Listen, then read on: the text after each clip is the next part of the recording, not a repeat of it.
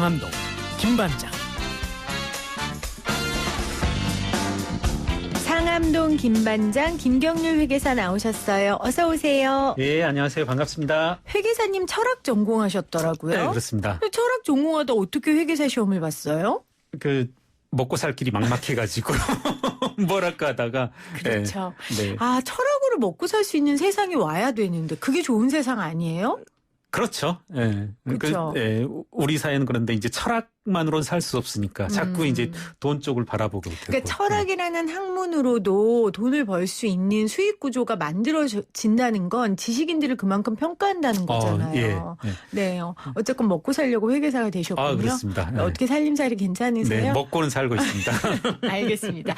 먹고만 사시지 않고 여러 가지 파헤치시면서 글도 쓰시고 네. 방송도 하시고 하시는데 자, 오늘은 주가 조작에 대해서 알려주시겠다고 네. 하셨어요. 네, 자, 한번. 주가 조작은 어떤 겁니까?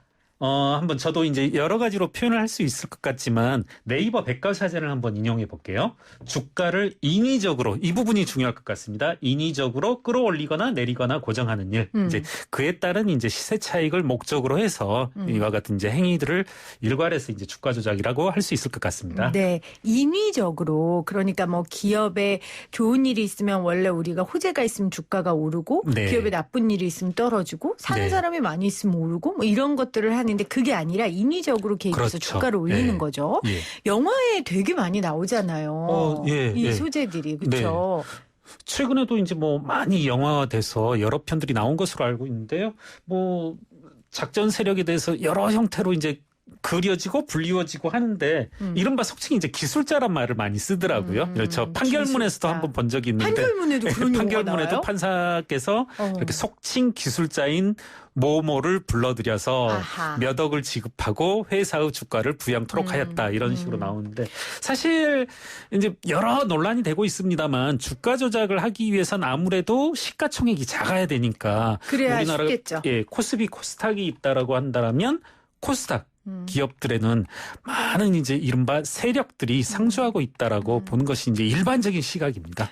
그러니까 개미들이 있고 뭐 기관도 있고 기업도 있고 그 안에 네. 작전 세력도 네. 있고 예. 그래서 늘 이제 우리 같은 개미들이 피눈물을 흘린다. 그렇죠. 그렇죠. 런 얘기들을 네. 하는 거죠. 주가 조작을 하는 형태도 굉장히 다양할 것 같아요. 네. 어떤 형태가 있어요? 한번 이제 보시면 그 자본시장법 176조에 일련의 형태들이 쭉 나열돼 있습니다. 네. 뭐 한 10여 개 항목들이 나열돼 있는데요. 우리 그거 다 할 필요 없고 그럼요. 몇 개만 찍어서 얘기해 주세요. 네, 한번 세 가지로 구분을 해봤는데 네. 일단은 공시 내지는 이제 주가 조작과 연관된다라고 한다면 허위 공시를 이용한 주가 부양책. 그러니까 가짜 정보 줬다는 거죠? 그렇습니다. 맞아요? 이제 우리가 라인 펀드에서 흔히 볼 수 있었는데요. 네. 뭐 전기차 사업에 진출한다. 수소전기차 사업에 진출한다. 혹은 뭐 2차 전지 사업에 진출한다. 이런 것들과 더불어서 뭐 CB 발행들을 하고 BW를 발행하면서 주가를 이제 부양시키는 그런 방법들이 많이 동원됐었습니다. 그 예전에 라정찬 네이처셀 회장도 주가 네. 조작 혐의 받았는데 1심은 무죄 받았지만 네. 이분도 줄기세포 치료제와 관련한 허위 과장 정보를 주가 조작한 혐의 받은 거잖아요. 예, 맞습니다. 아, 그래서 첫 번째 사례는 허위 공시, 그러니까 예. 정보를 정보를 가짜로 올려서 주가를 인위적으로 높이는 경우가 있고요. 그렇습니다. 또 하나는 어떤 게 있어요? 두 번째는 한번 이제 일반적인 형태가 될 텐데요. 이제 목돈을 가지고 자금력을 동원해서 고가 매수하는 방법으로 이렇게 주가를 뭐 쉽게 연상하실 수 있을 겁니다. 우리 청취자분들도 주식 시장에서 자꾸 이제 목돈이 있으니까 시드머니를 가지고서 이제 고가 매수를 하게 되면 주가가 자연스럽게 오르는 그런 과정을 겪게 되겠죠. 이런 거죠. 그러니까 YTN 라디오에서 제일 재밌는 방송은 무엇입니까? 투표를 하는데 우리 엄마, 우리 아빠, 회계사님, 네. 엄마, 아빠 아유, 그렇죠. 다 YTN 라디오 네. 생생경제를 치는 거예요. 그렇죠. 그렇게 지분을 늘리는 거죠. 네, 네. 이런 걸 이제 주가 조작의 한 형태로 볼 수 있다는 전형적인 방법이 되겠죠. 그러다 보면 어느 순간에 이게 본인들이 이렇게 주가를 높이는데 돈을 썼다 보니까 그것을 이제 회수하게 되면 그때부터 이제 팔게 주가가 되니까 떨어지니까. 주가가 폭락하게 되고 개미들은 이제 피해를 보게 되는. 그렇죠. 그러니까 주가를 인위적으로 높이기 위해 자금력을 동원해서 내가 내 주식을 많이 사요. 그러면은 그걸 보고 개미들은 들어갔는데 이제 내 돈을 번 만큼 빼요. 네. 그러면 이제 개미들은 우는 거죠. 그렇죠.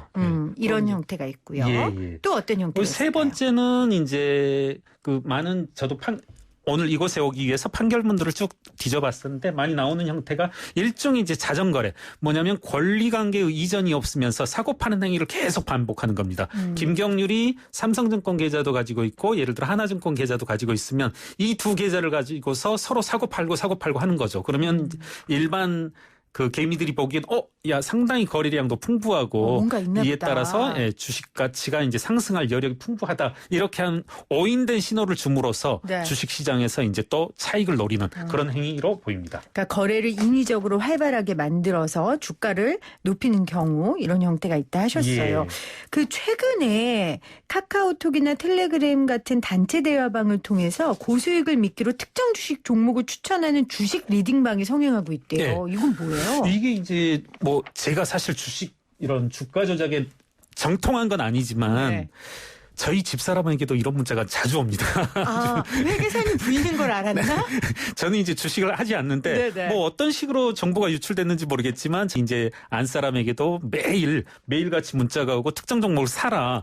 그리고 나서 이제 사진 않고서 그 다음날 보면 상당히 뛰었다고 합니다. 그래서 이걸 들어가야 되느냐 이렇게 자꾸 묻는데 절대 들어가지 말아라. 이게 이제 리딩방이지 않을까. 저도 이제 신문기사들을 이렇게 검색해 보니까 자꾸 리딩방에서 이와 같이 특정 종목 구매를 유도하고 그럼으로써 당연히 그 카톡방에 의해서 뭐 추천 유도된 그러니까 매수 추천이 된 그런 종목들은 많은 무작위의 사람들이 사다 보니까 당연히 이제 주가가 그렇죠. 오를 수밖에 없겠죠. 네, 예. 네. 본인들이 사니까 주가는 오를 수밖에 없는데 그걸 이제 또 신호를 오인해서 자꾸 이제 추가적인 매집을 하고 결국은 어떤 특정 소재가 없이 이와 같이 오른 종목들은 빠질 수밖에 없으니까 큰 피해를 그렇죠. 양산하지 않나.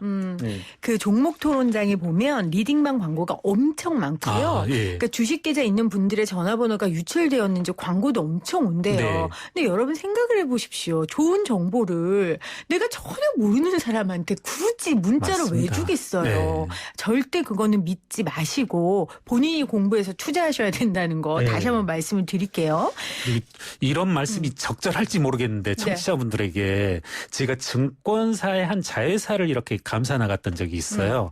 그럼 거기에서 이제 계속 증권사의 자회사인데 어떤 그 수익 모델이 뭐냐면 특정 종목을 추천하면서 뭐 하루 한 달 동안의 회원권은 얼마 이렇게 하시는 네. 분들인데 그렇게 추천하시는 분들이 추천하는 동안은 수익률도 잘 내고 그리고 뭐랄까요 회사에도 많은 수익을 창출해낸다고 합니다. 근데 네. 그런 분들이 나가서 따로 독립하다 보면 내가 돈 벌 만큼 벌었다. 이래서 나가서 독립하고 쪽박 차고 오신 분들이 그렇게 많대요. 그 증권사에서 그렇게 말씀을 하시더라고요. 그래서 네.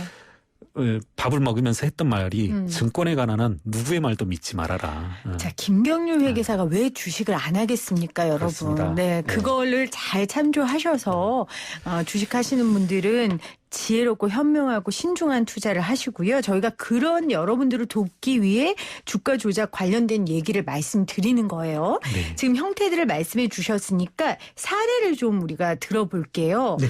최근에 뉴스에 많이 나온 사례들 중에 그 이상직 의원, 예. 그러니까 저희 방송에서 제일 많이 말하는 그렇습니다. 의원 같아요. 특히 우리 회계사님하고도 이야기 많이 했는데 이분도 주가 조작 혐의를 받고 있죠. 어떤 게 있습니까? 그렇습니다. 이분은 이제 혐의라기보다는 과거 판결문에 이미 나와 있고요. 이미. 법적 처분도 사실 받으셨습니다. 그러니까 벌금 1,500만 원을 받았고 같이 공범이라고 할 수 있는 두 분은 실형 4년과 2년을 살았는데요. 네. 이 종목을 얘기해도 될까요? 이제 지금 거래 안 하는 거 아니에요? 아마 지금 이제 상장 폐지됐을 네, 겁니다. 네, 네. 이분들이 이제 주가 조작 세력들이 한번 스치고 지나가면 그 회사들은 상폐되죠. 상폐되기 일쑤이고 또 하나 이제 적어도 분명한 것은 또 이름을 바꾸죠. 예. 그 회사 이름으로는 더 이상 이제 어떤 그 시장 내에서의 명성을 유지할 수 없으니까 이름을 네. 바꾸는데요. 자, 판결문이 나온 내용입니다. 네. 네. 한번 그대로 읽어보겠습니다. 공소의 이상직은 주가 조작에 필요한 자금 35억 원을 조달하고 네. 피고인 하모는 속칭 기술자인 피고인 배모에게 위 자금을 이용하여 주가 조작을 부탁하였으며 아하. 네, 피고인 배모는 그 자금을 이용하여 직접 주가를 조작하기로 공모하였습니다. 그러니까 35억을 이상직 의원이 기술자에게 줬고 그렇죠. 나오네요, 아까 정말. 말한. 네. 그리고 주가 조작을 했는데 어떤 형태로 주가 예. 조작했어요? 한번 이 역시 이제 판결문 내용입니다. 주식 5천 주를 매수 가격 가격보다 100원이 비싼 3,780원의 매수 주문을 내고 3,680원에 만주를 매수하는 등 타인으로 하여금 오인할 수 있는 목적으로 점차 높은 가격으로 매수 주문을 내어 매수하는 방법으로 네. 이것이 이제 아까 말한 고가 매수의 한 유형이 될 거고요. 네. 또 하나는 이제 세 번째 말한 방법이 되겠죠. 사실은 권리관계의 이전이 없음에도 단지 타인으로 하여금 거래가 상황을 이루고 있는 듯이 잘못 알게 할 목적으로 본인 소유의 같은 계좌, 아까 말씀드렸듯이 A 세 번째 계좌에서 계좌, 세 번째 A 계좌, 사례. 그렇습니다. A 계좌, B 계좌 서로 활발하게 이제 거래하는 이와 같은 방법을 사용하였다고 하여서요. 매우 엄중한 이제 판결을 받았습니다. 아까 그렇네요. 말씀드렸듯이 징역 4년, 2년 그리고 이제 이상직 본인은 벌금 1,500만 원을 선고받았습니다. 그러니까 우리가 처음에 이야기했던 그 두 번째 이야기했던 자금 요건 동원해서 네. 내가 내 주식을 많이 사는 이게 결국 이상직 의원의 돈으로 산 거죠?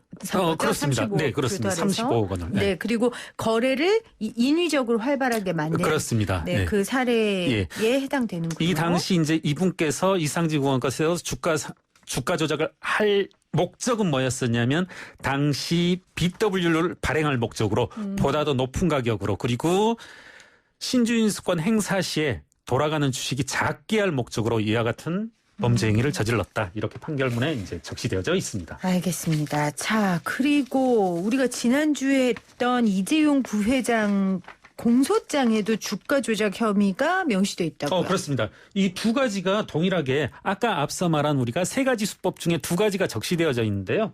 첫 번째 하나는 허위공시라고 말씀드렸죠. 삼성바이오에피스가 나스닥에 상장할 거다. 이와 같은 내용을 합병 이후에 여러 차례 언론 보도를 통해서 내보냅니다. 그러니까 에피스가 나스닥 상장 추진 계획을 발표했는데 네. 결국 안 됐죠. 결국 안 됐을 뿐만 아니라 이미 이 당시에 그와 같은 에피스를 상장한다, 나스닥 상장하겠다고 할 때부터 불가능했다는 것을 알고 있었습니다. 뭐였으냐면 계속 큰 화제가 되고 있는 이제 콜옵션이 있었단 말입니다. 삼성 바이오로직스가 바이오에피스에 연관된 이제 콜옵션을 바이오젠 미국 회사가 가지고 있었는데요. 이 미국 회사 바이오젠이 콜옵션을 가지고 있는 한은 이 최대 주주의 경영 지분, 최대 주주의 어떤 안정적인 지분 확보가 불가능하기 때문에 상장이 불가능하다는 걸 여러 회사로부터 자문 과정에서 알게 됐고 그러기 위해서 이제 바이오젠에 계속 야 제발 좀 콜옵션 좀 행사해 주라 이런 요구를 계속 합니다. 삼성이 직접 이제 이재용 부회장이 이제 미국에 날아가서도 그런데 이제 바이오젠에선 항상 계속 냉정하게 우리는 안 한다. 우리가 왜 지금 콜옵션을 행사해? 이렇게 함으로써 상장 자체가 불가능했음에도 불구하고 알고 있었음에도 불구하고 주가를 부양할 목적으로 이와 같은 허위 내용을 공시했다. 이것이 이제 공소장에 설치된 이제 검찰의 입장입니다. 자, 첫 번째는 정보를 가짜로 흘렸다. 그거고요. 두 번째는 어떤 게 있어요? 이게 조금 어려울 수 있는데요. 저희 이제 생생경제 청취자분들의 수준을 믿기 때문에 한번 말해 보겠습니다. 네. 왜냐하면 이게 상당히 이 삼성 측의 반론이라고 할까요? 격렬하게 이제 좀 그 저항하는 부분이기도 합니다. 네. 뭐냐면 앞서 2015년도에 제일모직 삼성물산 합병이 있었고요. 2014년 11월에 삼성중공업과 삼성엔지니어링이 합병 주총에서 통과를 했습니다. 네. 그럼에도 불구하고 그 합병이 결국 실패로 끝났는데 이유가 뭐였었냐면 주식 매수 청구권 행사가 너무 많이 몰려오다 보니까 합병이 실패했습니다. 네. 제일모직 삼성물산 합병도 마찬가지로 주총에서 합병 승인이 났단 말입니다. 그럼에도 불구하고 마지막 남은 고비가 뭐였었냐면 주식 매수 청구권 행사라고 하는 고비가 있었고요. 네. 이때 청취자분들께 간략하게만 말씀드리면 특정 시점까지 삼성물산의 주식을 57,234원 이상을 확보했어야 됩니다. 그런데 이게 그 합병이 결의되고 나서 58,000원 이렇게 낮아지거든요. 그러니까 이제 삼성 측에서는 대단히 긴장을 하게 되고 내부적인 회의가 수차례 열리게 됩니다. 미전시를 중심으로 어떻게 하면 삼성물산 주가를 57,000원 이상으로 유지시킬 거냐. 이렇게 해서 검찰이 말하는 건 삼성물산 주가를 유지하기 위해서 제일모직 자기 주식을 매입했다. 이와 네. 같은 내용이 공소 내용에 포함되는데요. 삼성 측 반론 중에 하나는 이겁니다. 야, 삼성물산 주가를 조작했다고 하면서 무슨 제일모직 주식을 얘기하느냐. 이제 이런 반론들이 지금 많이 있고 핵심적인 내용으로 알고 있는데요. 네, 자 여기까지 제가 정리를 해볼게요. 네네네. 그러니까 이미 주총에서는 제일모직과 삼성물산을 합병하기로 했으나 이게 그렇죠. 실질적으로 되지 않았고 안 됐죠. 합병은 승인됐습니다. 합병은 승인됐는데 이제 최종적으로 이제 마지막 사후적인 절차가 뭐냐면 주식 매수 주식을, 선택권을 네. 반대하는 분들이 일정 규모 이상으로 행사하게 되면 그 합병 실패하게 됩니다. 그래서 그거를 위해서 예. 삼성물산 주가를 못 올리니 제일모직 주가를 올린 거죠. 그렇죠, 그렇죠. 예, 삼성물산 맞습니까? 주가를 57,000원 이상으로 부양을 네. 해내야 되는데 이게 안 되니까. 그런데 그러면 왜 삼성물산 주식은 못 샀냐? 아까 이제 우리가 주가 조작의 한 수법으로 주식을 사들이면 되잖아요. 그 회사의 네. 주식을. 근데 네. 삼성물산 주식은 살 수가 없었어요. 왜? 그 직전에 KCC에 자기 주식을 팔아버린 적이 있기 때문에 법적으로 그 자기 주식을 매입치 못하게 되어져 있었습니다. 그래서 제일모직 주가를 올린 거예요. 그렇죠. 그러니까 자기 주식 매입의 방법으로. 그러니까 삼성 측에서는 우리가 삼성물산 주가 올린 것도 아니고 제일모직 주가 올린 건데 왜 이게 주가 조작이냐 그렇죠. 이렇게 말한다는 거죠. 그러면서 야 제일모직 주식을 사들인다 한들 왜 삼성물산 주가가 움직여? 이렇게 하는 게 이제 삼성 측 주장인데 네. 그 부분에 대해서 뭐 개인적인 사견인데 공소장에 상당히 멋있는 표현을 썼습니다. 어떤 표현을 썼냐면 그대로 읽어보겠습니다. 합병 비율이 고정된 결과 1대 0.3으로 고정된 이상 모직 주가가 상승하면 물산 주가도 동반 상승하는 동조 효과. 이게 무슨 말씀이냐면요.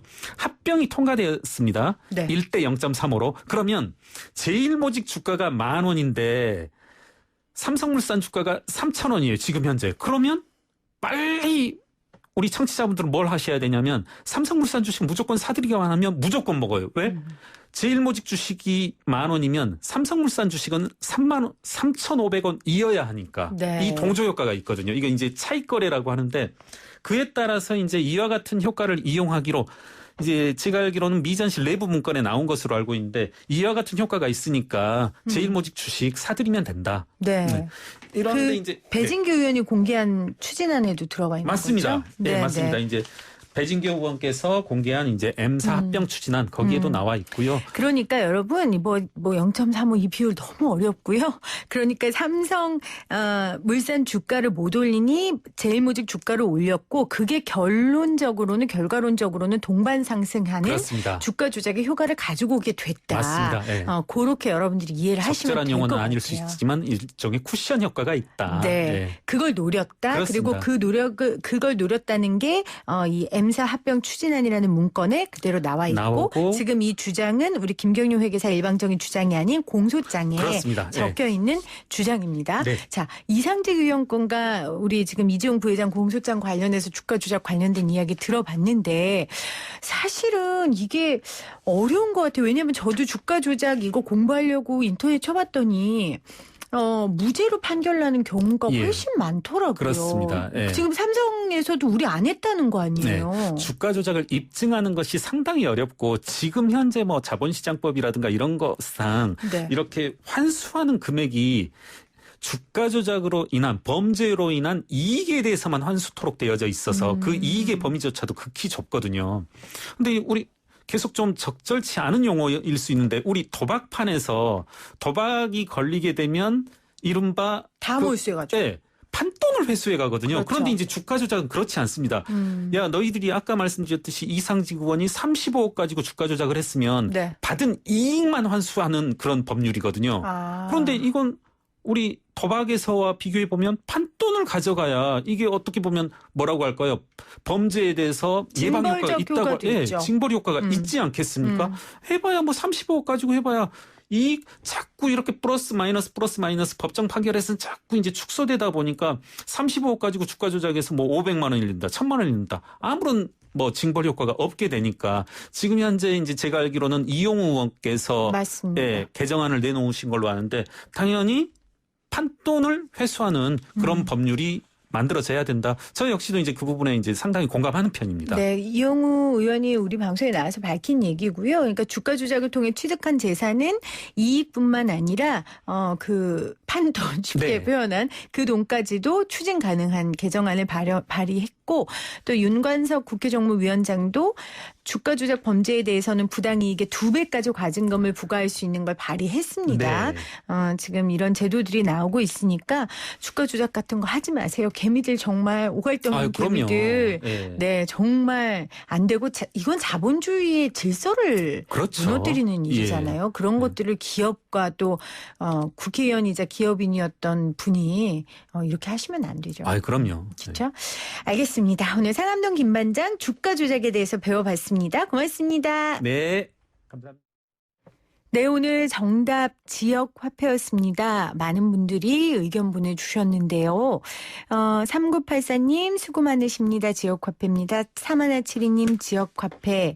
5704님 이번에 경기지역화폐 할인 혜택 늘린다고 해서 저도 추가로 충전하려고요. 지역화폐 은근 사용할 곳이 많아서 좋아요 하셨는데요. 저희 내일 아침 출발 새 아침에 이재명 지사가 출연할 예정입니다. 그때 또 지역화폐 논란에 대해서 여쭤보도록 하겠습니다.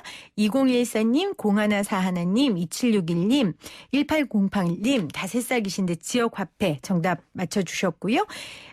9497님은 지역화폐, 지역상인들 화이팅 이거 많이 써서 생생한 경제 이루어졌으면 좋겠습니다. 5278님 생생경제 청취하면 경제가 어려워도 행복해져요 하면서 지역화폐 보내주셨고요. 지역화폐에 대해서 좋은 의견들을 더 많이 보내주셨네요. 다양한 의견 보내주셔서 감사합니다. 오늘도 함께해 주신 여러분 감사하고요. 저는 내일 3시 10분에 특별한 인터뷰로 다시 오도록 하겠습니다. 계속해서 함께해 주세요. 고맙습니다.